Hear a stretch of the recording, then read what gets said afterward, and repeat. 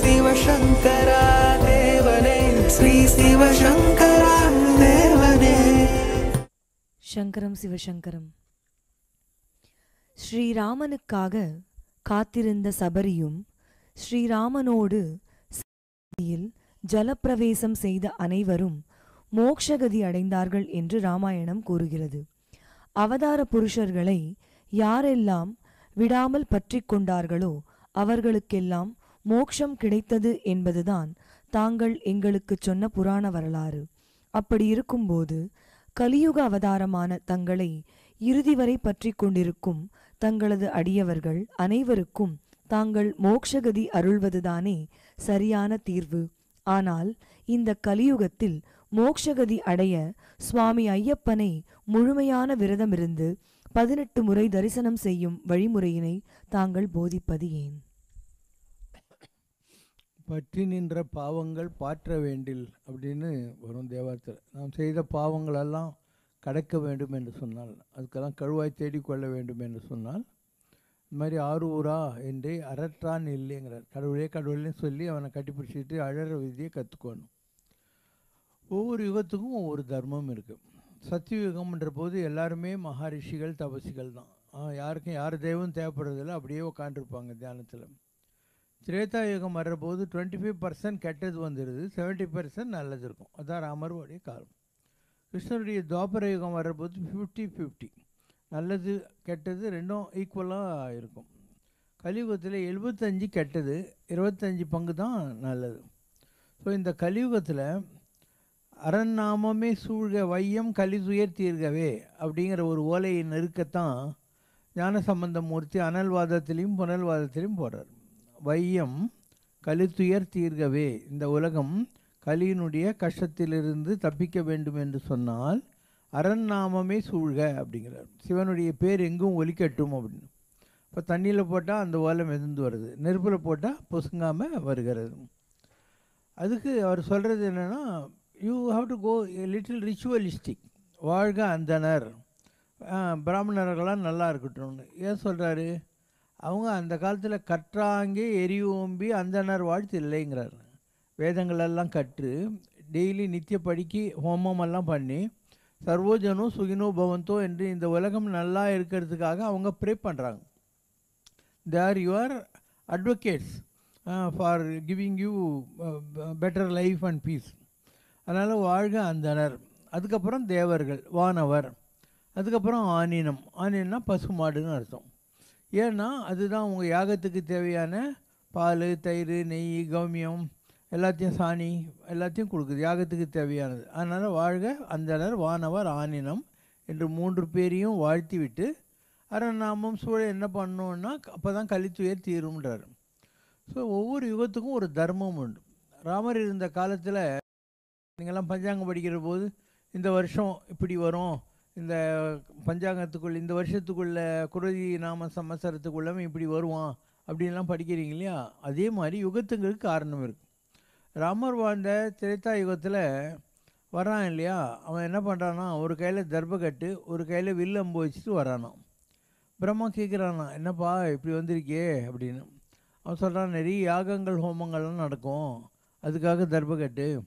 அதுக்கு அசுரர்களாலெல்லாம் ப்ராப்ளம் நடக்கும், அதை காப்பாற்றுறதுக்காக ஒரு யுகப்புருஷன் வருவான், அதுதான் வில்லம்பு அப்படின்னு சொல்லி. அப்போது அவன் வில்லம்போடு ராமருடைய வனவாசம் இதெல்லாம் வந்ததுக்கு காரணம் என்னென்னா அதுதான் யுகத்தினுடைய தத்துவம். இப்போ இந்த கலியுகத்தில் எப்படி தெரியுமா வந்தான்? வர்றபோது நல்லா தண்ணி போட்டு ஒரு லேடி மேலே தோளில் கை போட்டுக்கிட்டு மேல் ஆர்கனை கையில் பிடிச்சிட்டு வந்தான். நான் தள்ளாடிக்கிட்டு பிரம்மாவோட பாவி என்னடா கோலம்னா நான் சொன்னான், அந்த கலியுகம் இப்படி தான் இருக்கும், எல்லோரும் வந்து செக்ஸ் மேனியக்ஸாக இருப்பானுங்க, அதனால மேல் ஆர்கனை கையில் பிடிச்சின்னு வந்த மாதிரி வச்சுருக்கேன். எல்லோரும் தண்ணி போடுவானுங்க, அதனால் இந்த மாதிரி தண்ணி அடிச்சுட்டு இந்த மாதிரி வந்திருக்கேன். இந்த கலியுகத்தில் லஸ்ட்டு தான் இருக்கும், லவ் கம்மியாக இருக்கும் அப்படின்னு. லஸ்ட்டு வேறு, லவ் வேறு. லஸ்ட்டுன்றது என்னென்னா, ஒரு பொண்ணை பார்த்த உடனே அவங்களை கற்பழிக்கலான்னு தோன்றது, அது லஸ்ட்டு. லவ்ன்றது பெரியவங்க சின்னவங்க ஈயர்ம்பு முதலாகிய எல்லா ஜீவராசிகள்கிட்டையும் நாம் வைக்கக்கூடிய ஒரு நான் அட்டாச்சு எக்ஸ்ப்ரெஷன். இதுக்கு அதுக்கும் ஏணி வச்சாலே எட்ட முடியாத டிஃப்ரென்ஸு. இந்த கலியுகத்தில் இன்றைக்கி இருக்கிறது என்ன? லஸ்ட்டு தான் இருக்குது, காமன் தான் இருக்குது. யுக தர்மம்ன்றது. ஸோ இந்த யுகத்தில் அவ்வளோ ஈஸி கிடையாது மோட்சத்தை அடையிறது. ஏன்னா இவ்வளோ மாயைகள் இருக்கிற ஒரு உலகத்தில் ஒரு பக்கம் பணம், அதுக்கு ஒரு இம்பார்ட்டன்ஸு, வேனிட்டி, அண்டு கடவுளை நம்பாதவங்க ரொம்ப ஜாஸ்தி, கடவுளை நம்புறவங்க ரொம்ப கம்மி. நம்புறவனும் பயந்து பயந்து இருக்கான், மற்றவங்க நம்மளை கிண்டல் அடிப்பாங்கிற மாதிரி ஒரு தைரியம் கூட கிடையாது. ஒரு பிரகலாதன் அவங்க அப்பங்காரன் ராஜ்யத்தையே கொடுக்கலன்னாலையும் நமோ நாராயண சொன்ன மாதிரி இன்றைக்கி யாருன்னா வருவாங்களா? இல்லையா? It's not possible today. அதனால் இந்த கலியுகத்தில் மோட்சம் என்பது ரொம்ப கஷ்டம். ஒரு கதை கூட சொல்லுவாங்க. நாரதர் வந்துக்கிட்டு இருக்காராம். வர்றபோது ஒருத்தன் மரத்தடியில் கேட்டான், நாரதரே எனக்கு எப்போ மோட்சம் கிடைக்கும் சொல்லுங்க அப்படின்னு. இந்த மரத்தில் எத்தனை இலை இருக்கோ அத்தனை ஜென்மத்தில் கிடச்சிடும்னாரான். அப்போது இவன் சொன்னானா, டெஃபரெண்ட்டாக கிடைக்குமா அப்படின்னானா. கிடைக்கும்னாரான். இன்னொருத்தன் வந்தானா. அப்படின்னா ஐயோன்னு தலைமையில் கழிச்சுன்னு உட்காந்துனான். இதே ஒரே விஷயத்தை 2 விதமாக அணுகிறவங்க இருக்காங்க. இப்போ செல்லா நின்ற தாவர சங்கமத்து எல்லா பிறப்பும் எடுத்தெடுத்து நான் இழைத்தேன், இன்று உன் திருவடிகள் கட்டி இன்புற்றேன் தான் ஆன்மீகம் என்பது. அதனால் கலியுகத்தில் அவ்வளோ ஈஸி இல்லை. ஒரு பரமபத விளையாட்டில் ஏணியும் கிடைக்கும், பாம்பு வாயும் கிடைக்கும். எல்லாருக்கும் ஒரே கேம் தான். ஏணி கடிச்சா சீக்கிரம் கேமும் முடிக்கலாம். பாம்பு வாயினாக்கா ட்ராயிங் தான். இல்லை ஏணி கடிச்சு பாம்பு வாயினா ஏறி இறங்கினே இருக்க வேண்டியது தான். அதனால தான் உங்களெல்லாம் வைகுண்ட ஏகாசி மாசிவராத்திரிக்கெல்லாம் இந்த பெரிய தத்துவத்தை உணர்த்துவதற்காக தான் அந்த ஸ்னேக் அண்ட் லேடர் கேமெல்லாம் விளையாட சொல்கிறது.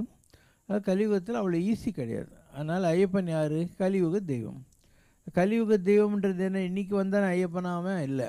அவன் தேவர்களும் மொசரர்களும் பார்க்கடலில் கடைஞ்சாங்க இல்லையா, அப்பயே வந்துட்டான். அவன் பேர் தர்மசாஸ்தா. தர்மத்தை காப்பாற்றுவதற்காக வந்தவன் அர்த்தம். இப்போ உலகத்தில் இந்த கலியுகத்துக்கு வழிகாட்டுறதுக்காக அந்த தர்மசாஸ்தா தான் ஐயப்பனாக வந்தது உலகத்தில். அவன் ஒரிஜினலாக இருக்கிற ஆள் தான், இல்லாதது ஒன்றும் கிடையாது. உலகத்தில் வரான். அப்போது ஜனங்களுக்கு பார்க்குறான், இவங்கெல்லாம் ஒன்றும் தேடுற மாதிரி இல்லையேன்னு சொல்லிவிட்டு அவன் ஒரு ப்ரிஸ்கிரிப்ஷன் கொடுக்குறான். நீங்கள் ஒரு எல்லா நாளும் உங்களால் அந்த மாதிரி நிஷ்டையாக இருக்க முடியாது. அதனால் வருஷத்துக்கு நான் ஒரு மண்டலம், நான் ஒரு 48 நாள்னு வச்சுக்கோங்க, நீங்கள் சிரத்தையாக ஒரு சாமி மாதிரி இருந்து அகம் பிரம்மாஸ்மி தத்துவமசி, நான் கடவுள் நீயும் கடவுள் என்பதை புரிந்து கொண்டு, அதான் நீ சபரிமலை இப்படி 18ஆம் படி ஏறுற போது அங்கே எழுதியிருக்கோம் தத்துவமசி அப்படின்னு எழுதியிருக்கோம். தத்துவமசி என்னென்னா எல்லாரும் அர்த்தம் இருக்குது.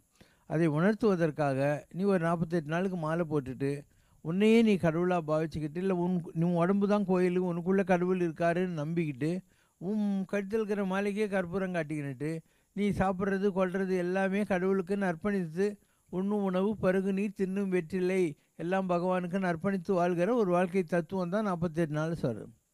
இதே தத்துவம் தாய்லாண்டில் இருக்குது. தாய்லாண்டில் அவங்க என்ன பண்ணுறாங்க, to prepare you for this sainthood, Buddhist மாங்ஸை உங்கள் வீடுங்களில் யாராவது இறந்து போனால், இல்லை வருஷத்தில் எப்போல்லாம் உங்களுக்கு முடியுமோ அப்போல்லாம் மொட்டை போட்டு ஒரு தீட்சா நாமம் வச்சுக்கணும். உன் பேர் ஏதாவது இருக்கும், ஆனால் அந்த குறிப்பிட்ட நாட்களுக்கு உனக்கு ஒரு நாமம் கொடுப்பாங்க. அதை வச்சுக்கிட்டு நீ மாங்ஸ் மாதிரி பிச்சை எடுத்து சாப்பிட்ணும். அந்த மாங்ஸுக்குள்ள தர்மங்கள்லாம் கடைபிடிக்கணும். தே வாண்ட் டு டேஸ்ட், இது கஷ்டமாக ஈஸியாக அப்படின்றத டிசிஷன் எடுக்கிறதுக்காக உங்களுக்கு பீரியாடிக்கலி தே கிவ் ஆப்பர்ச்சுனிட்டிஸ். அந்த குறிப்பிட்ட நாள் ஆனோடனே திருப்பி நீ ஸ்கூலுக்கு போயிடலாம், காலேஜுக்கு போயிடலாம், குடும்பத்துக்கெல்லாம் போயிடலாம். அந்த மாதிரி என்றைக்கு உனக்கு ஒரு வைராக்கியத்தோடு முடியும்னு தோன்றதோ அன்றைக்கி தான் அவங்க உன்னை அந்த மாதிரி புத்திஸ்ட் மாங்காக மாற்றுவாங்க. இந்த சிஸ்டம் ஒரு காலத்தில் பேலூர் ராமகிருஷ்ண மடத்தில் இருந்தது. பேலூர் ராமகிருஷ்ண மடத்தில் நீ முதல்ல பேச்சுலராக போகணும், பிரம்மச்சாரியாக போய் சேரணும். அப்போ உனக்கு வெள்ளை ட்ரெஸ் தான் கொடுப்பாங்க, வெள்ளை வேஷ்டி, ஒரு கட் பனியன், அந்த மாதிரி எதாவது கொடுப்பாங்க. நீ அதை 5 வருஷம் 10 வருஷம் ட்ரெயின் பண்ணி பார்த்துட்டு அதுக்கப்புறம் உனக்கு நிஜமாகவே கண்ட்ரோல் இருக்குது, எது மேலேயும் ஆசை வரலன்னாக்கா தான் அவங்க உனக்கு சோமானந்தா, ததானந்தா, ராமானந்தான்னு ஏதாவது ஒரு பேர் வச்சு ஒன்று மாங்காய் மாற்றிடுவாங்க. ஆன்மீகன்றது இன்றைக்கி நிஜமாகவே ஹைலி கமர்ஷியலைஸ்டு திங்கு. ஒரு ஜென்யூனான ஒழுக்கமான ஆன்மீகம்ன்றது ரொம்ப ரேர். ஒரு கோடிசாமி இருந்தார், அவர் இதெல்லாம் டெக்னிக்காக கற்றுக் கொடுத்துருந்தார். ராம் சரத்குமார் சாமி மிஞ்சி போனால் ஓம் ஸ்ரீராம் ஜெயராம் ஜெய் ஜெயராம் சொல்லுன்னுவார். அவ்வளோதான், simple technique they had for developing all this. அதனால் மக்களுக்கு எதுவும் புரியல. நான் என்ன சொல்கிறேன், இப்போ நீங்கள்லாம் வந்திருக்கீங்க, அழகாக உட்காந்துருக்கீங்க, சாப்பிட்றதுக்கு ஏதோ கொடுத்தாங்க, வாழைப்பழம் கொடுக்குறாங்க, சாக்லேட் கொடுக்குறாங்க, பாட்டு பாடுறாங்க, தேர் பல்லக்கெல்லாம் இருக்குது. ஒரு peaceful ambience we have created. இப்போ உன்னை மெடிடேஷன் பண்ண வேணான்னு யாருன்னா சொல்கிறாங்களா? ஒரு வேளை உனக்கு மெடிடேஷனில் மைண்டு போகலன்னா அந்த பாட்டு கேட்டுன்னு உட்காந்துன்னு இல்லை ஒரு பீஸ்ஃபுல்லாக நல்லா காற்றை சுவாசிச்சுக்கிட்டு, ஏன்னா வீட்டுக்குள்ளே இருந்தியானா ஆல் சைடன் அடைஞ்சி தான் இருக்கும் வீடு, டிவி ஓடின்னு இருக்கும். அதனால் உனக்கு மைண்ட் அதில் போயிடும். இங்கன்னா கடங்காரன் வரமாட்டான், உனக்கு வேறு எந்த ப்ராப்ளமும் கிடையாது. இங்கே ஜாலியாக உன் பாட்டுக்கு நீ ஒன்று ட்ரை பண்ணலாம். So we are also teaching the same thing, but in a different way, harmless way. You got nothing to lose. நீ காசே கொடுக்க தேவையில்லை, எல்லாருக்கும் ஒரே மாதிரியான treatment. And we give you கலை நிகழ்ச்சிகள் இருக்குது, அண்டு எல்லாமே இருக்குது இங்கே, என்ன இல்லை. And such a beautiful ambience. ஒரு அரை மணி நேரம் எக்ஸ்ட்ரா டைம் இருந்தால் நீ வந்து இங்கெல்லாம் ஒரு வாக்கிங் மாதிரி போய் எல்லா சாமியும் கும்பிடலாம், எல்லாம் செய்யலாம். So it is a prescription which I have given. இப்போ நான் கொடுத்துருக்கிற ப்ரிஸ்கிரிப்ஷன் ஹார்ம்லெஸ். ஆனால் you have every chance if you want to உருப்படணும்னு நினச்சேன்னா அதுக்கு இங்கேயே ஃபார்ம் இருக்குது. இங்கே குருசாமிலியார் ரோடு இல்லை, அங்கே கல்கி கார்டன்ஸ்னு இருக்குது, ஈகா டாக்கிஸ்க்கு எதிரில் இருக்குது. அங்கே போனீங்கன்னாக்கா மகரிஷி யோகா சென்டர் இருக்குது. அவங்க என்ன பண்ணுவாங்கனாக்கா, ஒரு வெள்ளை கர்ச்சீஃபு ஒரு ரோஜா பூ உங்களை கொண்டு வர சொல்லுவாங்க. அவங்க குருவோட படுத்துக்கிட்டு அதை வைக்கணும், அதுதான் குருதட்சிணை. அதுக்கப்புறம் நீ ஸ்டூடெண்ட்டாக வேலைக்கு போகிறவனா பிஸ்னஸ் மேனான்னு பார்த்து உனக்கு ஏதோ ஒரு சிங்கிள் சிலபஸ் கொடுப்பாங்க, சிங்கிள் சிலபல் ஏதோ ஒன்று கொடுப்பாங்க. மைக்கு, என்னால் மந்திரம் சொல்லக்கூடாதுன்னா அதனால தான் அப்படி சொல்கிறேன். மைக்கு, ரைட்டு, இந்த மாதிரி ஏதாவது ஒன்று சொல்லுவாங்க. அவ்வளோதான் டெக்னிக்கு. இனி வந்து 20 minutes மார்னிங், 20 minutes இந்த ஈவினிங் மைக்குன்னு சொல்லினே இருக்க வேண்டியது தான். ஆரம்பத்தில் 20 minutesல மைக் 2 minutes தான் வரும். 18 நிமிஷம் வந்து ரோட்டில் போகிற சத்தம், காய்கறி, ரேடியோ சத்தம், டிவி எல்லாம் வரும். அப்படியே கிராஜுவலாக போய் கொஞ்சம் இம்ப்ரூவ் ஆகும். அதுக்கப்புறம் 3வது நேரத்தில் வெறும் மைக் வரும். 4வது ஸ்டேஜ் போகிறபோது மைக்கும் இல்லை, காய்கறி சத்தமும் இல்லை, ஒரு குழந்தை தொட்டிலில் உலுக்கி விடுற மாதிரியான ஒரு அனுபவம் கிடைக்கும். அவ்வளோதான். இது மகரிஷி. இது வேதாத்திரி மகரிஷி இருக்கு இல்லையா, அது 100 ரூபா கட்டணும். இப்போ எவ்வளோன்னு எனக்கு தெரியாது. அவங்க ஆளுங்க வந்து உங்களை வெற்றி பிறையில் தொடுவாங்க. முதல்ல தொட்டுட்டு அதுக்கப்புறம் அது எஃபர்ட்லெஸ் மெடிடேஷன் பேர். அப்படியே கண்ண முடின்னு உக்காந்துக்கிறது, என்னெல்லாம் தாட் வருதோ எல்லாம் பாஸ் ஆகட்டும். ஒரு 1 yearக்குள்ளே உனக்கு மைண்ட் காம் ஆகும்ன்றது அவங்களுடைய இது. எவ்வளோ விதமான மெடிடேஷன் இருக்குது. இன்னும் சொல்ல போனால் சவாசனம்னு ஒன்று இருக்குது. அது என்னென்னா, நீ கம்ஃபர்டபுளாக ஸ்ட்ரைட்டாக படுத்துக்கிட்டு உன்னுடைய கால் விரல்கள்லேருந்து ஒவ்வொரு பாட்டாக நீ வந்து பார்த்துக்கினே வர்றது மைண்டுக்குள்ளே கண்ண முடியும்னு. இதுதான் கந்த சஷ்டி கவசம், ஸ்கந்தகுரு கவச்சம்.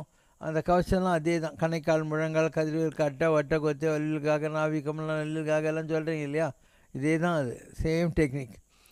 ஸோ இன்னொன்று சாயா புருஷ லட்சணம்னு பேர். டெய்லி காத்தால வெளியே வந்து உன்னுடைய நிழல் முன்னால் விழும். அப்போ அந்த சூரியனால் உன்னுடைய விழல் முன்னால் விழுற போது அந்த நிழலையே நீ பார்த்துன்னு இருக்கணும். அது ஒரு குறிப்பிட்ட டைமுக்கு அப்புறம் உன்னுடைய நிழல் இருக்கு இல்லையா, அது எந்திரிச்சு நிற்கும், உனக்கு ஈக்குவலாக எந்திரிச்சு நிற்கும். இதுக்கு சாயா புருஷ லட்சணம்னு பேர். தன்னுடைய நிழல் தனக்கு ஆத்மஸ்வரூபத்தை தரிசனம் கொடுக்குறது. இன்னொன்று ரத்தனகிரி சாமியார், வள்ளல் ராமலிங்கடிகளாரெலாம் ஃபாலோ பண்ணுறது. ஒரு கண்ணாடி, இந்த கண்ணாடிக்கிட்ட ஒரு விளக்கு, அந்த விளக்கை வச்சுக்கிட்டு அந்த விளக்கினுடைய இதையே பார்த்துக்கிட்டே இருப்பாங்க. அப்படி பார்த்துனே இருக்கிற போது ஒரு குறிப்பிட்ட டைமுக்கு அப்புறம் இவங்களுடைய ஆத்மாக்குள்ளே இருக்கக்கூடியது கண்ணாடியில் தெரியும்.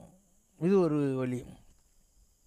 அண்டு இங்கே பட் ரோடுன்னு ஒரு இடங்குது, மாங்காடுக்கு பக்கத்தில். இப்போ அந்த பாய் இல்லை. அவன் என்ன பண்ணுவான்னா, பட் ரோட் பாய், நீ போனோடனே உன்னை வந்து ஒரு சீட்டு கொடுத்து அதை எரிக்க சொல்லுவான். எரிகிற போது அதில் உன்னுடைய ஆத்மா என்ன ஷேப்பில் இருக்கோ, ஒரு குரங்கு அந்த மாதிரி ஒன்று என்ன ஃபார்மில் இருக்கிறியோ அந்த மாதிரி காட்டும். நான் அண்ணா நகர் வீட்டில் இருக்கிற போது நாராயணன் நம்பூதிரின்னு ஐயப்பசாமி கோயிலுடைய மேல் சாந்தி, அவங்க பிரதரு, அவங்கெல்லாம் டிவிஎஸ் ஏஜென்ட்டு வைக்கத்தில். அவர் என்னை தேடி வீட்டுக்கு வந்தார். இந்த மாதிரி இந்தியன் எக்ஸ்பிரஸில் சரோஜின்னு ஒருத்தர் மூலமாக அவங்கள பற்றி தெரிஞ்சுக்கிட்டு வந்திருக்கேன் நான். எனக்கு ஐயப்பன் சொன்னார், அதாவது அவருடைய முறை மேல் சாந்தி முறை முடிய போகுது, அதனால் நான் ஐயப்பனை ப்ரே பண்ணிகிட்டு இருந்தேன், இனிமேல் உன்னை பார்க்க முடியாது இந்த மாதிரி அப்படின்னு சொல்லிவிட்டு. ஐயப்பன் வந்து சொன்னார், எனக்கு பஞ்சாமிர்தேஷ அபிஷேகம் பண்ணி இதை எடுத்துன்னுட்டு சிவசங்கர் பாபாவை போய் பாருன்னு சொன்னார். அதுக்காக நான் உங்களை பற்றி விசாரிச்சுட்டு வந்திருக்கேன். நிஜமாக நடந்ததை சொல்கிறேன் நான், எனக்கு என்ன பயம். அவர் வந்தார். அது உடனே அவர் பஞ்சாமிரத்தை கொடுத்தாரு, விபூதியெல்லாம் கொடுத்தாரு. கொடுத்துட்டு ஒரு மோதிரம் இருந்தது அவர்கிட்ட. இதில் பாருங்கள் என்ன தெரியுதுன்னாரு. நான் சொன்னேன், ஒரு ப்ளூ கலர் ஜொலிக்கிற லிங்கம் தெரியுதுன்னு. அவர் என்னை விழுந்து கும்பிட்டாரு. நான் எதுக்காக என்ன கும்பிட்றீங்க அப்படின்னு. அவர் சொன்னார், இது எங்கள் இது தாத்தா பண்ணது, ஒருத்தருடைய ஆத்மஸ்வரூபம் இதில் தெரியும். இந்த இதில் தெரியும், உங்களுக்கு ஜோதிர்லிங்கமாகவே ஆயிட்டீங்க, அதனால் உங்களை கும்பிட்றேன். நான் எதுக்காக நீங்கள் என்கிட்ட வந்திருக்கீங்கன்னு சொன்னது தான், என்னுடைய முறை தீர்ந்துச்சு, அப்போ ஐயப்பங்கிட்ட வேண்டி இருந்தபோது இந்த மாதிரி உத்தரவாச்சு, அதுக்கு தான் உங்கள்கிட்ட வந்துக்கிறேன்னார். அண்டு நான் சொன்னேன், இல்லை அடுத்த வருஷம் கூட நீங்கள் தான் மேல் சாந்தின்னு. பாசிபிள் இல்லை சார், 18 க்ஷேத்திரம் இருக்குது கேரளாவில், பரசுராமன் க்ஷேத்திரம். அதில் இருக்கிற அந்த தந்திரியோட பேர் குலுக்கி போடுவாங்க. இந்த வருஷம் எனக்கு வந்ததுனால அடுத்த வருஷம் என்னை எடுத்துகிட்டு மீதி 17 பேர் போடுவாங்க, அதனால் அடுத்த வருஷம் எனக்கு வராதுன்னார். நீங்கள் போங்க, அடுத்த வருஷம் நீங்கள் தான்னு. அந்த அடுத்த வருஷம் என்னாச்சு, அவங்க தம்பிக்கு விழுந்துச்சு, சுப்பிரமணியம் நம்பூதிரிக்கு விழுந்துச்சு, இவர் நாராயண நம்பூதிரி. நீ போய் விசாரிச்சு பாரு, வைக்கம் கோயிலில் அவங்கெல்லாம் இருப்பாங்க, சுப்பிரமணியம் நம்பூதிரி. அந்த என்ன பண்ணிட்டான், நான் டிவிஎஸ் ஏஜென்ட்டு, வேலையெல்லாம் விட்டுவிட்டு ஐயப்பன் கோயிலில் ஒரு வருஷம் உட்காந்துக்கிறதுக்கு என்னால் முடியாது, என் முறையை நீயே பார்த்துக்கோன்னு கொடுத்துட்டான். அப்போ நான் சபரிமலைக்கு போகிறேன்னா, அவர் காலெல்லாம் கழுவின்னு இப்படி படியேறி போவார்ல, நான் இந்த சைடு திண்ணமேல நின்றுட்டுருக்கேன், என்னை பார்த்துட்டு நீங்கள் சொன்ன மாதிரியே ஆகிட்டேன் அப்படின்னார். நிஜமாக நடந்தது. அதே மாதிரி ஒரு தடவை நான் தாலிப்பரம்பா ராஜராஜேஸ்வர கோயிலுக்கு போகிறேன். நான் போயின்னே இருக்கிற போது எதிரில் ஒருத்தர் சம்பு போத்தின்னு பேர், அவர் கண்ணனூர்கார் தான், அவரும் சபரிமலை மேல் சாந்தியாக இருந்தவர், எனக்கு தெரியாது அவருக்கு. பின்னால் அவர் மேல் சாந்தி ஆனார். அவரும் அவர் கூட 4 பேரும் வந்துக்கிட்டு இருக்காங்க. அதாவது கோயிலிருந்து அவங்க வராங்க, நான் கோயிலுக்கு போயிட்டுருக்கேன். என்னை பார்த்த உடனே இப்படி நின்ட்டார். அவருக்கு எனக்கு தெரியாது, அதுதான் மீட்டிங், ஃபஸ்ட்டு மீட்டிங். என்னை பார்த்த உடனே அவங்கள கூப்பிட்டு, நம்ம தாழ கண்டல்லோ ராஜராஜேஸ்வரா சாமியாகும் அப்படின்னு சத்தியமாக சொல்கிறேன். நம்ம உள்ளே பாட்டு வந்தோமே, அந்த ராஜராஜேஸ்வரி இவர் தான் அப்படின்னாரு. அதுக்கப்புறம் இங்கே வந்திருந்தார், நம்ம இடத்துக்கெல்லாம் வந்தார், அதெல்லாம் வேறு விஷயம். உலகத்தில் நீ எதை தேடுறியோ அது இருக்கிறது உண்மை தான், ஆனால் இருக்குன்னு நீ நம்பணும் முதல்ல. அது இருக்குன்னு நீ நம்பணும். அதனால் ஐயப்பசாமிங்கிறவர் கலியுக தெய்வம். அவர் மோட்சத்தை கொடுக்கக்கூடிய பவரை சிவங்கட்டியும், லௌகிக விருத்திகளை கொடுக்கக்கூடிய பவரை நாராயணங்கிட்டையும் வாங்கிட்டு சங்கர நாராயண ஸ்வரூபமாக இருக்கார். அவரால் 2ஐயும் கொடுக்க முடியும். ஆதிசங்கரர் கேட்குறாரு, கச்ச பகவான். அதுக்கு என்ன பதில் சொல்கிறார், பகவான் என்பது யார், இல்லை எது அப்படின்னா, சங்கர நாராயண ஆத்ம ஏவ, சங்கரனாகவும் நாராயணனாகவும் இருக்கக்கூடிய ஆத்மாவுக்கு சொந்தக்காரன் எவனோ அவன் தான் பகவான் அப்படின்னு அர்த்தம். ஸோ அந்த நிலைகளில் தான் ஐயப்பர் இருக்கார். அதனால் அவர் 18 படி மேலே உட்காந்துருக்கார். 18 சித்தர்களை 18 படியில் உட்கார வச்சுட்டார். நீ போகிற போது அந்த சித்தர்கள் இன்வென்ட்ரி எடுத்துக்கிறாங்க, நீ 18 மலை வந்தியா அப்படின்ட்டு. 48 நாள் விரதம் இருக்கணும். சும்மா கழுதை கூட தான் மூட்டை தூக்கின்னு போகுது சபரிமலைக்கு, அப்படிலாம் போகக்கூடாது. நிஜமாக விரதம் இருந்து அந்த தாய்லாண்டு பாஷை 48 நாள் ஐயப்பனாக இருக்கிறது அந்த பாஷையில் போனேன்னா அவங்க 18 மலை ஏறது இன்வென்ட்ரி வச்சுக்கிறாங்க. அப்போது அதுக்கு மேலே ஐயப்பசாமி சித்தநாதனாக உட்காந்துக்கார். ஐயப்பசாமி யார், சித்தர்களுக்கெல்லாம் தலைவர், சித்தநாதன் அப்படின்னு பேர். அவர் முருகனும் சித்தநாதன், அதனால தான் விபூதியெல்லாம் சித்தநாதன் விபூதி கடைன்னு வச்சுருப்பாங்க பழனியில். ஸோ அவர் என்ன பண்ணியிருக்காரு, எல்லாருக்கும் பிளாங்கட் பர்மிஷன். யார் ஒருத்தன் விரதம் இருந்து 18 மலை ஏறி வந்துடுறானோ அவனுக்கு இந்த சித்தர்களே இன்வென்ட்ரி பண்ணிவிடுவாங்க, அவனுக்கு மோட்சம் கிடைக்கும் அப்படிங்கிறது. அதனால தான் நீங்கள் ஐயப்பசாமிக்கு கோஷம் போடுற போதெல்லாம் என்ன பண்ணால், சாமியை கண்டால் மோட்சம் கிட்டும் அப்படின்னு, அதுதான் அர்த்தம். சாமியை கண்டால் மோட்சம் கிட்டுன்னு, நெய்ய அபிஷேகம் சாமிக்கே, இதெல்லாம் கூட டெக்னிக்ஸ் தான். இப்போது சாதாரணமாக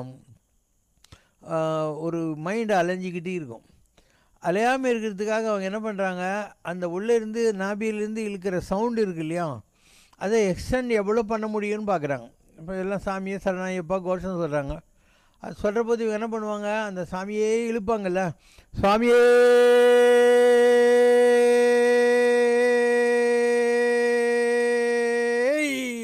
அப்போ அது இங்கேருந்து இழுத்து இப்படி எல்லாத்தையும் குழந்தை இந்த இடத்துக்கு வந்துடும், அது மூக்குக்கிட்டே வந்துடும். இதெல்லாம் டெக்னிக்ஸ் தான், எல்லாமே டெக்னிக்ஸ் தான். நம்ம எதையுமே ஃபாலோ பண்ண மாட்டோம். எங்கேயோ போய் அவனுக்கும் 30,000 கொடுத்து 50,000 கொடுத்து மெடிடேஷன் கற்றுக்கலான்னா கற்றுக்கிற வேலையாக இதெல்லாம். அங்கேயும் போய் சோஷியலைஸ் தான் பண்ணிட்டு வரப்போகிறேன். தெர் ஆர் 100 டெக்னிக்ஸ் அண்ட் ஒவ்வொரு வழியிலையும் ஒவ்வொரு பாசிட்டிவ் சைடு இருக்குது, ஒரு நெகட்டிவ் சைடு இருக்குது. But the end result they want is this. அதுக்காக தான் இதெல்லாம் பண்ணி கொடுக்குறாங்க. அண்ட் உடம்பை டார்ச்சர் பண்ணிக்கிறது ஒரு வழி, இன்னொன்று கொஞ்சம் கம்ஃபர்டபுளாக கடவுளை தேடுறதுன்னு இன்னொரு வழி. இந்த ஜெயின முனிவர்களாங்கிறாங்க இல்லையா, அவங்கெல்லாம் தண்ணி இல்லாத இடத்துல தான் போய் உட்காந்துருப்பாங்க. ஷேவெல்லாம் முடியை கையில் பிச்சுக்குவாங்க முடியெல்லாம். அதாவது தே வாண்ட் டு டார்ச்சர். ஒரு நாளைக்கு இன்றைக்கி 2 சப்பாத்தி வெண்டைக்கான்னு நினச்சிக்கின்னு கிளம்புவாங்க. 5 வீட்டுக்கு போவாங்க. அங்கே வெண்டைக்காய் வரலைன்னா அவ்வளோதான், அன்றைக்கி சாப்பிட மாட்டாங்க. இப்படியெல்லாம் அவங்களே டார்ச்சர் பண்ணிக்குவாங்க. ஸோ எந்த ஒரு விஷயம் கூட உன்னால் முடியும்னா பண்ணு, இல்லைன்னா குடும்பம் நல்லது தான். பக்கத்துலேயே ஒரு ஒய்ஃபை வச்சுக்கோ, குழந்தைங்களெல்லாம் வச்சுக்கோ, அவன் வீட்டில் சாப்பிடு, உனக்கு மூடு வந்தாக்கா குடும்பம் நடத்து. அவனுக்கு என்றைக்கு தானாகவே இப்போது எவ்வளோ பேர் உங்களுக்கெல்லாம் தான் கல்யாணம் ஆகிது, கல்யாணம் ஆன புதுசில் ஓஹேன்னு இருக்கும். இப்போ பக்கத்துலேயே அவங்க படுத்துருந்தாலும் உனக்கு ஒரு எண்ணமும் வர்றதே இல்லை. அப்படி தான் தானாக போகணும். அதுக்கு வெள்ளரி பழம் மோட்சம்னு பேர். ஒரு வெள்ளரி பழம் காம்பு அந்த கீழே விழுந்துருமா, தானாக விழும். அந்த மாதிரி உனக்கு இந்த ஆசை எல்லாம் தானாக தான் போகணும். You need not control, you need not control and get into problems. It's not worth it.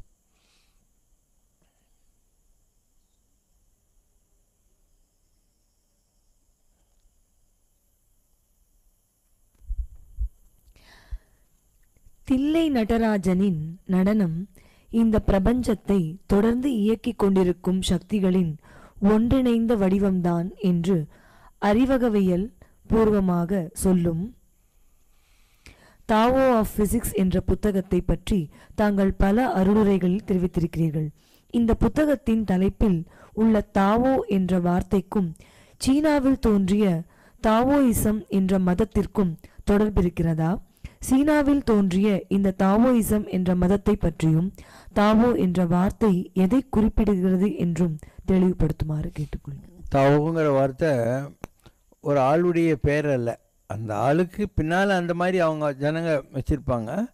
தாவோன்னா உனக்கு ஒரு ஞான மார்க்கத்தை தேடுகிற சித்த புருஷன் என்ற ஒரு இது வச்சுக்கலாம், ப்ராஃபட் ஆர் எ சீக்கர், அதுதான் தாவோங்கிறது. அதை யார் யூஸ் பண்ணாங்களோ அந்த அதை வச்சு அவங்க ஒரு தியரி ஃபார்ம் பண்ணுறாங்க இல்லையா, அது தாவோயிசம்னு வந்தது. ஸோ தாவோ ஃபிசிக்ஸ் புக்கு என்ன சொல்லுதுனாக்கா, இந்த உலகத்தில் cosmic dance of the atoms is always happening. அதை கிரையோஃபோனிக் கேமரா வச்சு ஃபோட்டோ எடுத்துக்கிட்டே போகிறாங்க, அதுதான் அந்த புக்கு. அதில் ஒவ்வொரு ஸ்டேஜ்லேயும் அது எப்படி ஃபார்ம் ஆகுதுன்னு சொல்லி லாஸ்ட்டில் அழகாக நடராஜ தாண்டவம் நிற்கும். So they say there is a cosmic dance of the atoms in the world அப்படின்னு. நடராஜருங்கிறது ஒரு உருவம் அல்ல, அணுக்களின் தாண்டவம் அப்படிங்கிறது தான் விஞ்ஞானபூர்வமாக நிரூபிக்கப்பட்டிருக்கிற விஷயம். இது நிறைய நடந்துருக்கு. கேரளாவில் திருச்சூர்கிட்ட ஜெர்மன்காரங்க நிறைய ஃபண்டிங் பண்ணி கேரளா கர்நாடகாவில் இருக்கிற பெரிய பெரிய நம்பூதிரிகள் அவங்களெல்லாம் கூட்டின்னு வந்து ஒரு யாகம் நடத்துகிறாங்க. அந்த யாகத்தை அவங்க ஃபோட்டோ எடுக்கிற போது அதில் நடராஜ தாண்டவம் வந்திருக்கு. அந்த மாதிரி நம்மளே எத்தனை தடவை காட்டுறோம் யாகத்தில் என்னெல்லாம் வருதுங்கிற மாதிரி. அதனால் கடவுள் என்பவன் அக்னி ஸ்வரூபமாகவும் இருப்பான். அதனால தான் கடவுளை பற்றி என்ன பேர், நெருப்பெண்ணன் என்ற நெடுமாலே, நெருப்பை போல் இருக்கக்கூடிய உயரமான பெருமாள்னு அர்த்தம். அழல் உருவான அண்ணாமலையார்னுவாங்க. அழல்னால் நெருப்பு, அந்த உருவத்தில் இருக்கிற அண்ணாமலைன்னு அர்த்தம். அப்போது யாகமாக இருந்தாலும் அதில் வந்து மூணாவது ஃபார்ம் இருக்குது. ஆகாசத்தில் வெறும் சத்தம் இருக்குது, அது கீழே வர்றபோது காற்றுல சத்தம் சத்தம் அண்டு அந்த சவுண்டு ஸ்பரிசம்னுவாங்க. காற்று ஒன்று தொடர்றது உனக்கு தெரியறது. அதுக்கப்புறம் தண்ணியில் சத்தம் பிளக் பிளக் சவுண்டு இருக்குது. ஸ்பரிசம் ஒன்றால் தண்ணி தொட முடியும். எந்த கண்டெய்னரில் எடுத்துக்கிறியோ டம்ளரு மக்கு ஜக்கு குடம் அந்த ஷேப்புக்கு அந்த தண்ணி வந்துடும். அந்த மாதிரி இந்த பூமியில் தான் இந்த அஞ்சும் இருக்குது. அஞ்சும் வந்து இந்த மனித உடம்புக்குள்ளே இருக்குது. இதனால தான் எலமெண்ட்ஸ்னுவாங்க, ஆல் த எலமெண்ட்ஸ்னுவாங்க. All the elements are so mixed up in him when he walks nature will itself rise up and say here goes a man அப்படின்னு ஷேக்ஸ்பியர் சொல்வார். அப்போ அந்த பஞ்சபூதங்கள் யார்கிட்ட பெர்ஃபெக்ஷனாக இருக்கோ அவங்கெல்லாம் மகான்கள் ஆயிடுறாங்க.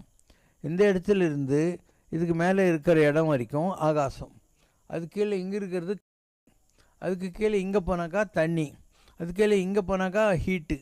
இந்த உடம்பு மண்ணில் செஞ்ச பொம்மை. அதனால் நாமளும் அதே தான். வெளியில் என்ன இருக்கோ அதே நம்மக்கிட்ட இருக்குது. அண்டம் பிண்டம்னு பேர். வெளியிலையும் அதே தானே இருக்குது. ஆகாசம், காற்று, மண், நீர், நெருப்பெல்லாம் இருக்குது. அதே தான் நாமளும் கூட. நாம் மாத்திரம் இல்லை, இந்த உலகத்தில் இருக்கிற அத்தனை ஜீவராசிகளுமே அதே தான். இந்த 5 பொருள்களால் ஆகிருக்கு. இதில் இந்த மனுஷன் தான் பெர்ஃபெக்டட் சோல். மற்றதெல்லாம் 5ல் 1, 5ல் 2, 5ல் 3, 5ல் 4 இருக்கும். இதில் தான் 5க்கு 5 இருக்குது. அதனால் தேவரும் மூவரும் கூட அவங்க ஏதோ ஒரு சாதனை பண்ணணுன்னா இந்த மனித உடலை தான் தேர்ந்தெடுத்தாகணும். அண்டு இந்த உலகத்தில் வந்து தங்களுடைய அனுபவங்களை பூர்த்தி செய்து கொண்டு அந்த அனுபவங்கள் பூர்த்தியான நிலையில் ஒன்று கிடைக்கிற எக்ஸசிக் ஃபீலிங் இல்லையா, அதுக்கு அனுபூதின்னு பேர். Experience leads you to ecstasy. அனுபவம் லீட்ஸ் யூ டு அனுபூதி. Experience leads you to ecstasy. அதுக்காக தான் இந்த உலகத்தில் இந்த தவம், ஞானம் தேடுதல் இதெல்லாம் வந்துச்சு. கூட்டு பிரார்த்தனை, சத்சங்கம் போன்ற ஆன்மீக கூட்டங்கள் ஒரு பாசிட்டிவ் வைப்ரேஷனையும் நல்ல பலன்களையும் தருகின்றன என்று சொல்லுகிறோம். இப்படிப்பட்ட கூட்டங்களில் பாசிட்டிவ் மற்றும் நெகட்டிவ் எண்ணங்கள் கொண்ட 2 விதமான மனிதர்கள் இருக்கத்தானே செய்வார்கள். இந்த கூட்டங்களில் பரவியிருக்கும் நெகட்டிவ் வைப்ரேஷனை முறியடித்து எவ்வாறு இவை நமக்கு நல்ல பலன்களை தருகின்றன என்று தெளிவுபடுத்துமாறு கேட்டு. Go to a comparatively larger group of positive seekers. அதாவது நெகட்டிவ் இல்லாமல் ஒன்றும் வந்துடாது. ஏன்னா அவங்கவுங்களுக்கு ஏதோ பிக்கல் பிடுங்கல் இருக்கும் லைஃப்பில்.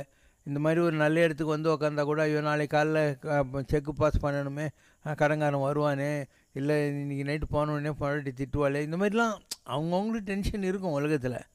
ஆனால் பாசிட்டிவ் பார்த்துக்கோ. ஒரு ராஜா இருந்தான், அவன் ஒரு அமாவாசை அன்றைக்கி ஒரு அண்டா வச்சு எல்லோரும் பாலை கொண்டாந்து ஊற்றுங்கன்னா. நிறைய பேர் வந்து நம்ம தண்ணி ஊற்றினா எங்கே தெரி போகுது, எதுக்கு பால் வேசினான்னு நிறைய பேர் தண்ணி கொண்டாந்து ஊற்றுனான். யாரோ கொஞ்சம் பேர் தண்ணி ஊற்றினான். மறுநாள் காத்தால் திறந்து பார்த்தா நல்லவங்க ஊற்றின பால் கூட நீத்து போச்சு. அது அந்த காலத்தில் டிவி டாக்குமெண்ட்ரி, நல்லவர்கள் ஊற்றிய பாலும் வீணாகி விட்டதே அப்படின்னு முடிப்பாங்க. அது அந்த மாதிரி நீ when you go to a better gathering you will get more percentage of positive vibrations. when you go to a negative environment அங்கே நெகட்டிவானது தான் உனக்கு கிடைக்கும். அது உனக்கு தெரியும். அதாவது wherever you feel peace அந்த இடத்துல நல்ல வைப்ரேஷன் இருக்குன்னு அர்த்தம். நீ எவ்வளோ டிஸ்டர்பன்ஸாக போனியோ அதே டிஸ்டர்பன்ஸ் தான் கண்டினியூ ஆகுதுன்னா அங்கே ஒரு மண்ணாங்கட்டியும் இல்லைன்னு அர்த்தம். It's your own experience. இப்போது ஜுரங்குதா இல்லைன்னு எப்படி தெரியும்? தெர்மோமீட்டர் நாக்குக்கு அடியில் வைக்கணும், இல்லை அக்கல்ல வைக்கணும் இல்லையா? அப்போது உனக்கு ஜுரம் இருக்கிறதா இல்லை தெரியும். ஆனால் your own feelings will make you understand whether there is fervor or fever. In God we trust என்ற பைபிளின் வாசகங்களை தனது கடவுள் நம்பிக்கை கொள்கையாக ஆரம்பத்திலிருந்தே வைத்து கொண்டிருக்கிறது அமெரிக்கா. அதனால் அந்த நாடு இன்றளவும் ஒரு வல்லரசாக தொடர்ந்து இருந்து வருகிறது. எல்லோரும் அமரநிலை எய்தும் நன்முறையை இந்தியா உலகுக்கு அளிக்கும், ஆம் ஆம் இந்தியா உலகுக்கு அளிக்கும் என்று பாடினான் மகாகவி பாரதி. இந்தியாவின் தெய்வ நம்பிக்கை அதனை நிச்சயமாக ஒரு நாள் உலகின் வல்லரசுகளில் ஒன்றாக மாற்றியே தீரும் என்று தாங்களும் பல அருளுரைகளில் தெரிவித்திருக்கிறீர்கள். ஆனால் மத நம்பிக்கைகளை அவ்வளவாக ஊக்குவிக்காத சீனாவும் இன்று ஒரு வல்லரசாகத்தான் இருக்கிறது. ஒரு நாடு வல்லரசாக மாற வேண்டுமென்றால் அதற்கு அடிப்படையான தேவை அந்த நாட்டு மக்களின் தெய்வ நம்பிக்கையா அல்லது அந்த மக்களின் கடின உழைப்பா? ஃபர்ஸ்ட் பாயிண்ட்டு, அமெரிக்காவில் இன் காட் வி ட்ரஸ்ட் அப்படின்னு அவங்க டாலர் நோட்டில் போட்டிருக்காங்க. ஓகேவா? ஸோ நம்ம எவ்வளவோ ஆன்மீகம்னு சொல்லிக்கிறோம். நமக்கு ஏன் தோணலை நம்ம ரூபாயில் அப்படி போகணுன்னு நமக்கு ஏன் தோணலை? அதே மாதிரி சிங்கப்பூர் தனியாக வந்தது மலேசியாவிலேருந்து பிரிஞ்சு ஃப்ரம் பிரிட்டிஷ். அப்போ அந்த லிவான் கியூ இருக்கான் இல்லையா, அவன் கேட்டான் நம்ம ஜனங்க நல்ல பணக்காரங்களாக இருக்கணுன்னா என்ன பண்ணணும். அப்போ அவன் சைனீஸ், அவங்க ஆளுங்க சொன்னாங்க சுதர்சன சக்கரம் இருக்கு இல்லையா, அந்த சுதர்சன சக்கரத்தை நோட்டில் அந்த மாதிரி பண்ணியானா உனக்கு வரும்னு சொன்னாங்க. அவன் சொன்னான் அந்த மாதிரி பண்ணால் நான் வந்து ஒரு சைனீஸு, மலாய், இண்டியன்ஸு, யூரோஏஷியன்ஸ் எல்லாரையும் வச்சு ஒரு கம்பைண்டாக ஒரு கண்ட்ரி உருவாக்க போகிறேன், அதில் ரிலீஜியஸ்னால் நான் கொண்டு வர முடியாது, என்ன பண்ணலான்னு. அவங்க சொன்னாங்க அப்போது உன்னுடைய நாட்டினுடைய காயின் இருக்கு இல்லையா, அதில் சுதர்சன் சக்கரத்தை பிரிண்ட் அடிச்சுடி யாருக்கும் தெரியாதுன்னாங்க. அதனால் இன்றைக்கி சிங்கப்பூரில் பார்த்தீங்கன்னாக்கா அதில் சுதர்சன் சக்கரம் இருக்கும், 8 கோணத்தில் இருக்கக்கூடிய அந்த இது இருக்கும், சக்கரம் இருக்கும். ஸோ அவங்களும் அதை ஃபாலோ பண்ணியிருக்காங்க. என்பதும் பிரம்மா என்பதும் ஒன்றுதானா என்று தங்களிடம் முன்பு ஒரு முறை கேட்கப்பட்ட போது பிரம்மா என்பது கிரியேட்டர் என்றும் பிரம்மம் என்பது கிரியேஷன் என்றும் தாங்கள் பதில் கூறியிருக்கிறீர்கள். அப்படியானால் தங்களுடைய ஆத்மஸ்வரூபமாக ராமராஜ்யத்தில் அருள் பாலிக்கும் பூரண பிரம்மம் ஒரு கிரியேட்டரா அல்லது கிரியேஷனா? அந்த கேள்வி ஃபர்ஸ்ட் ஆஃப் என்ன, கிரியேட்டர் அண்ட் கிரியேஷன். நீ வந்து ஒரு ராஜா ரவிவர்மா, நீ லட்சக்கணக்கான பெயிண்டிங் போடலாம். அப்போ அந்த பெயிண்டர் பெயிண்டிங்க்கு வித்தியாசம் இருக்குது இல்லையா? லட்சம் பெயிண்டிங் பண்ண முடியும், ஆனால் பெயிண்டர் ஒரு ஆள். அந்த மாதிரி கிரியேட்டர் ஒரு ஆள், ஆனால் கிரியேஷன்ன்றது ரொம்ப பெரிய ஒரு விஷயம். இது first part of the thing. அப்போ பூரண பிரம்மம்னா என்ன? இந்த உலகத்தில் கிரியேஷன் வருது. கிரியேஷன் என்ன? இந்த வாழை மரம், வன்னி மரம், எல்லாமே இதெல்லாம் இருக்கோ படைக்கப்பட்ட பொருளோ அதெல்லாம் கிரியேஷன், அதெல்லாம் பிரம்மம். இந்த பிரம்மம் எல்லாம் சேர்ந்தாக்கா அதுக்கு என்ன பேர்? பூரணத்துவமான பிரம்மம். எல்லா படைக்கப்பட்ட பொருளும் சேர்ந்தா எதுவோ அதுதான் பூரணத்துவமான பிரம்மம்ன்றது. இப்போ நாம் என்ன சொல்கிறோம்? நம்ம கோயிலில் இருக்கிற சாமியில் 3 இருக்கா? வெங்கடாதிபதியோட ஃபேஸ் இருக்குது, வராக பிரம்மம் இருக்குது, ருத்ர நரசிம்மம் இருக்குது, பாதி சிவன் பாதி சக்தி இருக்குது, 10 அவதாரங்களும் இருக்குது. அப்போது எல்லாம் வந்துடுச்சு. அதில் சிவனும் வந்தாச்சு, பார்வதி வந்தாச்சு, இந்த ஹோலி ட்ரினிட்டி வந்தாச்சு, எல்லாமே இருக்கா இல்லையா? அந்த மாதிரி பூரணத்துவம்னா எல்லாம் ஒன்றாகிய ஒரு பிரம்ம தத்துவம், எ கிரியேஷன் அப்படின்னு அர்த்தம். in which all is enshrined, all is combined in one form. உருவ வழிபாடு ஒரு படிநிலை சாதகன் ஆன்மீக உயர்நிலைகளுக்கு செல்ல ஒரு அடித்தளம்தான் என்று தாங்கள் அடிக்கடி கூறியிருக்கிறீர்கள்.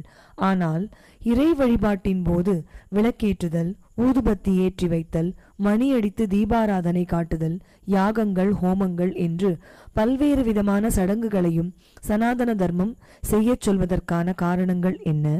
இந்த சடங்குகளை தாண்டி ஆன்மீக மேல்நிலைகளுக்கு செல்ல முடியாமல் இந்த சடங்குகள் தான் இறைவன் என்ற நம்பிக்கை மக்களிடையே வெகு தீவிரமாக வேரூன்றி விட்டதே. இந்த நம்பிக்கையை அவ்வளவு எளிதில் மாற்றிவிட முடியுமா? அவங்கவுங்க பக்குவத்தை பொறுத்த விஷயம். சரியை, கிரியை, யோகம், ஞானம் 4 நிலை இருக்குது. இப்போ சரியை என்ன? சரீரத்தினால் செய்ய பூஜைகள். இப்போ சரீரத்தினால் செய்கிற பூஜையில் தான் இதெல்லாம் இருக்குது. நீங்கள் சொல்கிற கோயில் பூஜை, அபிஷேகம், ஆராதனை, அலங்காரம், நைவேத்தியம், இதெல்லாம் சரீரத்தினால் செய்கிறது. கிரியை என்ன? டு கிரியேட்டுன்னு அர்த்தம். என்ன பண்ணுறோம்? ஒரு தகுடு வச்சு அதில் ஜியாமெட்ரிக்கல் ப்ரப்போர்ஷனில் எல்லாத்தையும் வரைஞ்சி சில மந்திரங்களை நாம் உற்சவிக்கிற போது நம்முடைய சவுண்ட் வைப்ரேஷன் அந்த குழிவுகள் வழியாக நமக்கு திரும்பி வருது. So you R trying to get in geometrical proportion certain vibration, sound vibration. அதுதான் டு கிரியேட் யுவர் ஓன் எனர்ஜின்னு அர்த்தம் கிரியை. யோகம்ன்றது என்ன? ஜோடி சேர்க்கறது. எதை ஜோடி சேர்க்கறது? வெளியில் ஒரு உலகம் இருக்குது, உங்கள்கிட்ட ஒரு உலகம் இருக்குது. அதுக்கு பேர் அண்டம், இதுக்கு பேர் பிண்டம். ஸோ நீ தியானத்தில் உட்கார்ற போது அண்டத்தையும் பிண்டத்தையும் இணைக்க பார்க்குற. தியானம் பண்ணுற போது இந்த இடத்துக்கு வருது, வெளியில் காற்று இருக்குது, உன் மூக்குக்குள்ளே காற்று இருக்குது. நீ தண்ணி எடுத்து இப்படி விட்டுட்டு பூஜை பண்ணுற போது ஜலத்தை நீ யூஸ் பண்ணிக்கிற. யாக காரியமெல்லாம் பண்ணுற போது அக்னியை நீ உனக்கு யூஸ் பண்ணிக்க பார்க்குற. மண்ணில் செஞ்ச பொம்மைங்களெல்லாம் வச்சு பூஜை பண்ணுற போது மண்ணுக்கும் கனெக்ஷன் கொடுத்துக்கிற. அப்போது ஒரு விக்கிரக ஆராதனை என்பது மண்ணுக்கும் கொடுக்குற கனெக்ஷன். யாகம் நெருப்புக்கும் கொடுக்குற கனெக்ஷன். தண்ணி, பஞ்சபாத்திரம், உத்தரணி அதெல்லாம் பண்ணுற போது இந்த வாட்டருக்கு கொடுக்குற கனெக்ஷனு. தியானம் பண்ணுற போது ஆகாசத்துக்கு நம்ம கொடுக்குற கனெக்ஷன். இந்த காற்று இப்படி பிடிச்சி எல்லாம் பண்ணுறாங்க இல்லையா, அது காற்று கொடுக்குற connection. So we are trying to connect outside and inside, அண்டம் அண்ட் பிண்டம் இன் ஏ ஃபார்மேட். ஸோ நம்முடைய சாதன தர்மத்தில் எல்லாத்தையும் தெரிஞ்சு வச்சுக்கிட்டு நம்ம ஆளுங்க நமக்கு ப்ரிஸ்கிரிப்ஷன் கொடுத்துருக்காங்க. உன்னை யார் தியானம் பண்ண வேணான்னு சொன்னாங்க? உன்னை யார் பஞ்சபாத்திரம், உத்தரணை எடுத்துக்கிட்டு இதெல்லாம் பண்ண வேணாம், அக்னி காரியம் பண்ண வேணான்னு யார் சொன்னாங்க? உன்னை யார் தியானம் பண்ண வேணான்னு சொன்னாங்க? உனக்கு ரொம்ப ஈஸியாகுது. ஒரு கோயிலில் போய் இப்படி சாமியை பார்த்துட்டு ஒரு செல்யூட், சாரி ஜகான்சி அச்சா போயினே இருக்கிறது உனக்கு ஈஸியாகுது. ஸோ உங்கள்கிட்ட தான் குறை இருக்குது. நம்முடைய பெரியவங்க சொன்னதில் எந்த குறையுமே இல்லை. உன்னால் இந்த 5க்கு 5 கனெக்ஷன் பண்ண முடியுமானா you are a perfect prayer master. ப்ரேயர்ன்றது என்ன? லட்டு கொடு, பூந்தி கொடுன்றது. ப்ரேயர்ஃபுல்னஸ்னாக்கா காலையிலேருந்து ராத்திரி வரைக்கும் கடவுளோடைய குடும்பம் நடத்துறது. காலையில் எழுந்திரிச்ச உடனே thank you God, you are given me one more day to remember you, அவ்வளோதான். ஒரு காப்பி குடிச்சேன்னா thank you God, you are giving me this nice sugar, milk and decoction அப்படின்றது. நீ குளிக்கிறியா? சாமி உனக்கு தான் அபிஷேகம் நடந்துகிட்டு இருக்குது அப்படின்றது. ட்ரெஸ் பண்ணிக்கிறியா? சாமி உனக்கு அலங்காரம்னு சொல்லு. வாட்ச் கூட கட்டிக்கோ, மோரம் கூட போட்டுக்கணும், வேணாம் இல்லை. ஸோ கடவுளுடைய குடும்பம் நடத்துறது காத்தாலேருந்து நைட்டு வரைக்கும். அப்படி எத்தனை பேர் பண்ணுவாங்க நீயே சொல்லு பார்க்கலாம். இதுதான் அடிக்கடி நான் சொல்கிறேன், உண்ணும் உணவு, பருகு நீர், தின்னும் வெற்றிலைன்னு சொல்லக்கூடியது. எல்லாராலையும் அது முடியாது. It's so easy for them அதையே பெர்ஃபெக்டாக பண்ண தொலைக்க முடியல ஜனங்களால். ஒரு கோயிலுக்கு போகிறான், கோயில் மூடி இருக்குதுன்னா வெயிட் பண்ண மாட்டான், போயின்னே இருப்பான்.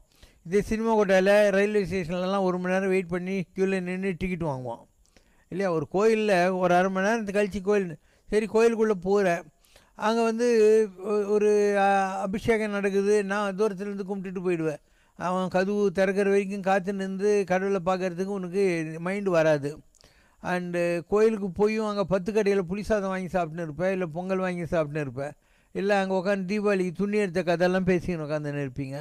So you are not really focusing on God. உங்களுக்கு இது ஏதோ பெரியவங்க கற்றுக் கொடுத்துருக்காங்கன்றதுனால ஒரு மெரினா பீச்சுக்கு போகிற மாதிரி, ஒரு சினிமா கோட்டைக்கு போகிற மாதிரி, இது ஒன் மோர் வே, அவ்வளோதான். You are not serious about prayer என்னால். ப்ரேயர்ஃபுல்னஸ்ங்கிறது நான் சொல்கிறது தான், கடவுளை ஆல் த டைம் குடும்பம் நடத்துறது. அந்த மாதிரி முடியுமா ஜனங்களால்? So if it is possible then that is the highest level. எப்பயுமே அந்த நிலையில் இருக்கிறதுங்கிறது. ரொம்ப பெரிய நிலைக்கு போன மகான்கள் அந்த நிலையில் நிறைய நேரம் இருப்பாங்க. பட்டு உன்னை ஒரு டீச்சர் ஆக்கிறது எதுக்காக? நீ 4 பேருக்கு பாடம் கற்றுக் கொடுக்கணுன்றதுக்காக. அந்த மாதிரி அவங்க மகானை அனுப்பினால் என்ன பண்ண வேண்டியிருக்கும்? 4 பேருக்கு யாம் பெற்ற இன்பம் பெருகு வையகம் கற்றுக் கொடுக்க வேண்டியிருக்கும். ஒரு காக்காக்கு இட்லி கிள்ளி போட்டேன்னா அது காக்கான்னு எல்லாரையும் கூப்பிடணும். அந்த மாதிரி காகம் கரவா கரைந்து உண்ணும்னு உனக்கு கிடைச்ச சந்தோஷம் மற்றவங்களுக்கு கிடைக்கணுங்கிறதுக்காக ஒரு மகான் தன்னை டார்ச்சர் பண்ணிக்க வேண்டியிருக்கும். இல்லைன்னா it's so easy for Paramacharya to sit quietly and remember Kamakshi all the time. ஆனால் அவர் கொஞ்சம் அதுக்குலேருந்து வெளியே வந்து தன்னை ஆசுவாசப்படுத்திக்கிட்டு ஜனங்கிட்ட உட்காந்து இவன் கேட்குற குறைக்கெல்லாம் இப்படி கையாட்டின்னு உட்காந்துன்னு இருக்கணும். It's a duty, it has been given to them. அவருக்கு தெரியாதா இதெல்லாம் எதுவும் இல்லை, இந்த உலகத்தை படித்த ஜெகன்மாதா இருக்கா, இவன் குறையெல்லாம் அவளுக்கே தெரியும்னு அவருக்கா தெரியாது? நீயே சொல்லு. ஒரு பரமாச்சார நிலைக்கு போனவருக்கு ஆன்மீகம் எப்படி வேலை செய்யுதுன்னு தெரியாதா? இட் இஸ் உங்கள் ஜனங்களுடைய அந்த லௌகீகபரமான அப்ரோச்சுக்கு அவங்களும் கோஆப்ரேட் பண்ண வேண்டியிருக்கு. இதுதான் ப்ராப்ளம். நிறைய விஷயங்களை பார்க்கலாம். அவங்க தேவர் dissatisfied with their own work. பரமாச்சாரியர் சொல்லியிருக்கார், நான் இத்தனை உபன்யாசங்களும் பண்ணுறது எதுக்காகன்னா, இதை கேட்டு யாராவது 10,000 ஒருத்தனாவது உருப்பட மாட்டானாங்கிற நப்பாசை தான் சொல்லியிருக்கார். அப்போ அந்த வார்த்தைக்கு என்ன அர்த்தம்? 10,000 ஒருத்தன் கூட உருப்படலைன்னு அர்த்தம். உருப்பிட்டுருந்தா அவரே சொல்லுவார். நம்ம போன இதில் கூட சொல்லியிருந்தேன், அவர் ட்ரிப்ளிகேனில் நடந்து போயின்ட்டுருக்காரு. அங்கே ஒரு பையன் வந்து பிராணதாத்தி ஹரன்னு அவன் பேர், வந்து கடையில் தம் அடிச்சுருக்கான். அவன் பேர் பிராணதாத்தி ஹரனா கேளு, அவன் மாயவரமாக கேளு அப்படிங்கிறார். போய் கேட்டவுடனே அவன் சிகரெட்டு கீழே போட்டுட்டு விழுறான். அவனை கூப்பிட்டார், பெரிய வரணுன்னே வர்றான். வந்தவுடனே என்ன பண்ணிட்டு இருக்கேன்னா, எங்கள் அப்பா இறந்துட்டார், எங்கள் மாமா படிக்க வைக்கிறனால எனக்கு படிப்பில் இன்ட்ரெஸ்ட் இல்லை, மெட்ராஸ்க்கு வந்துட்டேன் அப்படின்னு. இப்போ என்ன பண்ணிட்டு இருக்காய் அப்படின்னாரு. நான் வந்து பொய் சாட்சியை சொல்லின்னு இருக்கேன். நான் பொய் சாட்சின்னா அப்படிங்கிறார். அவர் என்ன தெரிஞ்சு வச்சுனா இருக்கார் பாவம். போலீஸ்காரன் நான் பார்க்காத காட்சியை பார்த்த மாதிரி எனக்கு கோச்சிங் கொடுத்து கோர்ட்டுக்கு கூட்டின்னு போவான். அங்கே நான் ஜட்ஜுக்கிட்ட சொல்லணும், பார்த்த மாதிரி அந்த கொலையோ அந்த திருட்டியோ அப்படின்னு. உனக்கு என்ன லாபம் அதில்? ஒரு 1000-2000 கொடுப்பான் அப்படின்னா. கோர்ட்டுக்கு இப்படியா போவேண்ணா? இப்படியெல்லாம் பேண்ட் ஷர்ட்லேருந்து தான்ப்பா இப்படி இல்லாமல் போவேன், நல்லா பஞ்சகச்சம் கட்டிண்டு பேர் பாடி பூணுலாம் தெரிகிற மாதிரி இப்போ விபூதியெல்லாம் இட்டுண்டு நான் போவேன் அப்படின்னு. எதுக்கு அப்படி போகிறேன்? ஜட்ஜு பிராமணன் பொய் சொல்ல மாட்டான், நம்புவானா அதுக்காக அப்படின்னா. இது மகாபாவம் இல்லையா? தெரிஞ்சே போய் சொல்கிறீ, இது மகாபாவம் இல்லையான்னாரோ. எனக்கு இதுதான் தெரியும் அப்படின்னா. அவர் சொன்னார், நீ மடத்துக்கு வந்துடு, டெய்லி 100 ரூபா செலவு கொடுக்குறேன், 3 வேளை சாப்பிட்டுக்கோ, அங்கேயே தங்கிக்கோன்ட்டு. என்ன நீங்கள், நான் இப்போ கோர்ட்டுக்கு 2 மணிக்கு போகிறேன்னா போலீஸ்காரனே என்னை திட்டுவான் அப்படின்னு போயினே தானா. இவர் 3 நாளைக்கு சோறு தண்ணி இல்லாத உட்காந்துருந்தாரான் பெரியவர். எல்லோரும் உங்களுக்கு என்ன அவனை பற்றின்னு. எவ்வளோ பாரம்பரியமான குடும்பம், நானே சோறு போட்டு 100 ரூபா தரேன்னா அதை விட்டுட்டு போய் சாட்சி சொல்கிறதுக்கு ஓடுறானே. அப்போ நான் ஒரு மகானாகி என்னத்தை சாதிச்சேன்னு எனக்கு வருத்தமாக இருக்குது அப்படின்னார். நிஜம் நான் சொல்கிறதெல்லாம். அடுத்தது சொல்கிறார், நான் என்னுடைய கண்ணெதிரில் ஆரம்பித்த தேவாரம், திருப்பாவை, திருவம்பாவை பாராயணம், முத்ராதிகாரி திட்டம், இதெல்லாம் சொல்கிறவங்களுக்கு ஒரு கோல்டு காயின் கொடுப்பாங்க அந்த காலத்தில் மடத்தில். நீ ஏதாவது ராமஜெயம் எழுதி இத்தனாயிரம் எடுத்துன்னு போனோம், அந்த மாதிரிலாம் ரூல்ஸ் இருந்துச்சு. அந்த மாதிரிலாம் எவ்வளவோ பண்ணினேன் நான். எல்லாம் என் கண்ணதிலேயே அரிஞ்சிச்சு. பிடி அரிசி திட்டம், உங்கள் வீட்டில் மடத்துலேருந்து ஒரு பாத்திரம் கொண்டாந்து வைப்பாங்க. டெய்லி நீ சமைக்கிறதுக்கு முன்னே அதில் ஒரு பிடி அரிசி போடணும். மடத்துக்காரங்க வாரத்துக்கு ஒருக்கா அதெல்லாம் எடுத்துன்னு போய் அவங்க அன்னதானம் பண்ணுவாங்க. அந்த மாதிரிலாம் ஸ்கீம் கொண்டு வந்தேன். எல்லா ஸ்கீமும் என் கண்ணதில் அழிஞ்சு போச்சு. ஆனால் சமகாலத்தில் வந்த ரேஸ் கோர்ஸு, சீட்டாட்டர் கிளப்பு, லாட்ரி சீட்டு, தாராய கடைலாம் ஒவ்வொன்றும் ஓடின்னு இருக்கு. அப்போ நான் மகனாக என்னத்தை கழிச்சேன்? எனக்கு ரொம்ப வருத்தமாக இருக்குது அப்படின்னாராம். இதெல்லாம் ஒரு பெரிய மகான். என்ன மாதிரி ஆளை விட்டுது, நான் வந்து ஒரு வேலையாக டீல் பண்ணுற ஆள். அவங்கெல்லாம் முழுக்க முழுக்க ஆன்மீகமாகவே வாழ்ந்தவங்க இல்லையா. நான் போட நாயேன்னு வேணும். I am corporate card. எனக்கு ரூல்ஸு ப்ரொடக்டிவிட்டி வேணும். ஏதாவது பண்ணால் எனக்கு ரிசல்ட் வேணும். ரிசல்ட்னா அடுத்த நிமிஷம் அதை மூடிட்டு போயிட்டே இருப்பேன் நான். இல்லை, நான் I am not interest in wasting my time. ஆனால் நான் சீக்கர். அவங்கெல்லாம் எக்கேடும் கொட்டு சொல்லி இது நம்ம டியூட்டி நம்ம பண்ணுவோம், என் கடன் பணி செய்து கிடப்பதே அப்படிங்கிற மாதிரி ஒரு தத்துவத்தில் வாழ்ந்தவங்க. ஸோ அவங்களும் ட்ரைலாம் பண்ணி பார்த்தாங்க, எதுவும் விளங்கலை. எல்லா மகான்களும் இப்படி தான் என்னென்னமோ ட்ரை பண்ணுறாங்க, எதுவும் விளங்குறது. புரைய மாம காமம் கோபால பூரய மம காமம் கோபால பூரய மம காமம் வாரம் வாரம் வந்தனமஸ்துதே வாரம் வாரம் वन्दनमस्तुते वारिजदलनयना गोपाला पूरय मम कामम् मन्ये त्वामिह माधवदेवं मायासीकृत मानुषभावं धन्येराधृत तत्त्वस्वभावं धन्येराधृत तत्त्वस्वभावं दातारं जगतामति विभवं पूरय मम कामम् मत्स्यकूर्मादिदश महितावतारा मदनुगृहाद मदन गोपाला वात्सल्यपालित वरयोगी वृन्द वात्सल्यपालित वरयोगी वृन्द वरनारायण तीर्थ वर्धित मोद वरनारायण तीर्थ वर्धित मोद पूरय मम कामं गोपाला पूरय मम कामं गोपाला पूरय मम कामम् குறை ஒன்றுமில்லை மறைமூர்த்தி கண்ணா குறை ஒன்றும் இல்லை கண்ணா குறை ஒன்றுமில்லை கோவிந்தா.